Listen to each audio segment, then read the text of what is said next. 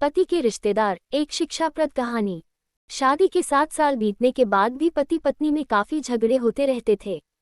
झगड़ों की वजह तो अलग अलग होती थी, लेकिन उनमें सबसे मुख्य वजह यह थी कि पति और पत्नी के विचार कभी आपस में नहीं मिलते थे।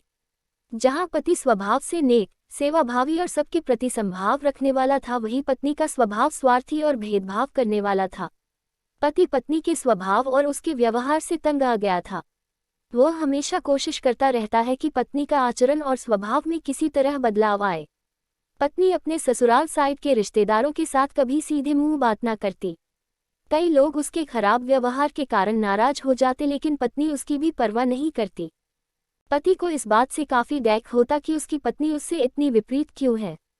परेशान हो चुके पति ने अब खुद ही परिस्थिति को सुधारने का मन बनाया और एक प्लान बनाया। अगले दिन पति ने पत्नी से कहा, सुनो कम्मो, मैं सोच रहा था कि मम्मी पापा, मम्मी, बहन, भाई और उनके बच्चों को घर पर इनवाइट कर लेता हूँ। काफी समय हो गया उनसे मिले हुए। इसी बहाने उसने मिल भी लेंगे और उनके साथ थोड़ा समय बिताने के लिए भी मिल जाएगा।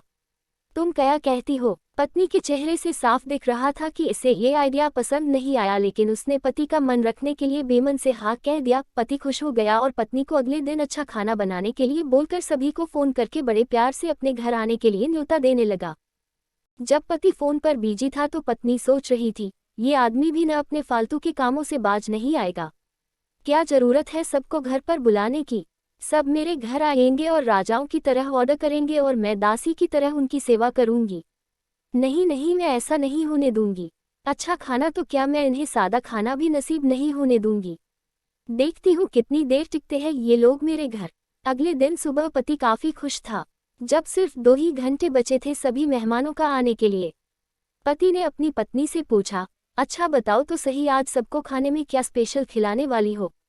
पत्नी मुंह बनाते हुए बोली, स्पेशल खाना क्यों? तुम्हारे माँ बाप, भाई बहन कोई मेहमान थोड़ी है, उनके लिए कोई स्पेशल खाना नहीं बनाया है मैंने। वह भी वही खाएंगे जो हम खाते हैं। आज घर में सिर्फ दाल चावल बना है, क्योंकि और कुछ बनाने के लिए सामान नहीं था। पत्नी की बात सुनकर पति गुस्सा हो गया और बोला, तुम कभी नहीं सुधरोगी। अगर घर में सामान नहीं था तो मुझे एक बार बता दिया होता। मैं बाजार से जाकर ले आता, लेकिन कुछ ढंग का तो खाना बना लेती। अब सिर्फ 1 घंटा बचा है और सभी आने वाले हैं। मैं क्या मुंह दिखाऊंगा उनको? तुम ही रहो यहाँ, मैं तो जा रहा हूँ।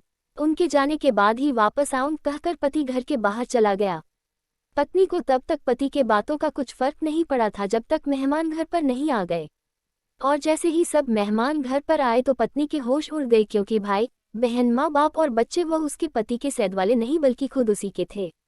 यानी कि पति ने अपने माँ बाप को नहीं, अपने ससुराल वालों को खाने पर इनवाइट किया था। पत्नी अब काफी परेशान हो गई, क्योंकि अपने ससुराल वालों को परेशान करने के लिए न सिर्फ उसने सादा खाना बनाया था, बल्कि खाने में ज्यादा नमक और मिर्च भी डाल कर रखा था। अपने माइक्रो वालों को सामने देखकर पत्नी हाथ मलने लगी। थोड़ा सोचने के बाद पत्नी ने अपने पति को फोन मिलाया और कहा, तुमने मुझे पहले क्यों नहीं बताया कि मेरे मम्मी पापा और भाई बहन आने वाले हैं? तुम पहले बता देते तो मैं अच्छा खाना उनके लिए बनाती। पति ने कहा, मैंने वही बताया जो मैं मानता हूँ। मैंने कभी तुम्हारे परिवार वालों को पराया नहीं समझा और तुमने कभी मेरे परिवार वालों को अपना नहीं माना। और मैं जानता हूँ कि तुमने यह सोचकर कि मेरे मम्मी पापा और भाई बहन आने वाले हैं, जानबूझकर घटिया खाना बनाया। अब तुमने जो किया है उसे तुम खुद ही भुगतो। मुझे पता है तुमने मुझे इसलिए फ़ोन किया होगा ताकि बाहर से खाना मंगवा सको, लेकिन मैं ऐसा नहीं करूँगा ताकि तुम्हें तुम्हारे किए की सज़ा मिल सके। इतना कहकर पति ने फ़ोन कट कर दिया। ना चाहते हुए भी पत्नी को अपने मायके वालों को वही खाना खिलाना पड़ा।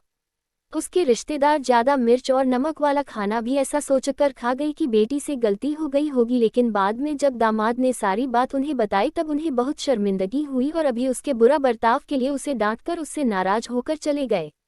दोस्तों, अच्छे रिश्ते बनाए जाते हैं प्यार और अच्छे व्यवहार से, सिर्फ खून के रिश्ते अच्छे नहीं होते। अगर वीडियो पसंद आई हो तो वीडियो को लाइक और चैनल को सब्सक्राइब जरूर करें।